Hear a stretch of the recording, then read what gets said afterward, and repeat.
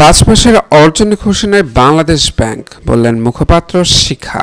আর্থিক ভিত্তি কেটে গেল, অস্থিতিশীলতা ফিরিয়ে আনার ক্ষেত্রে গত 5 মাসের অর্জনে বাংলাদেশ ব্যাংক খুশি নয় বলে জানিয়েছেন প্রতিষ্ঠানটির নির্বাহী পরিচালক ইডি ও মুখপাত্র হোসনে আরা শিখা। আজ মঙ্গলবার এক সংবাদ সম্মেলনে তিনি সব কথা জানান। হোসনে আরা শিখা বলেন, গত 5 মাসে বাণিজ্যিক ব্যাংকের বোর্ড পুনর্গঠন, ব্যাংকিং টাস্কফোর্স গঠন, ডলার বাজার স্থিতিশীলতা ও মূল্যস্ফীতি নিয়ন্ত্রণ সহ অন্যান্য বিষয়ে কেন্দ্রীয় ব্যাংকের পক্ষ থেকে বহু উদ্যোগ নেওয়া হয়েছে।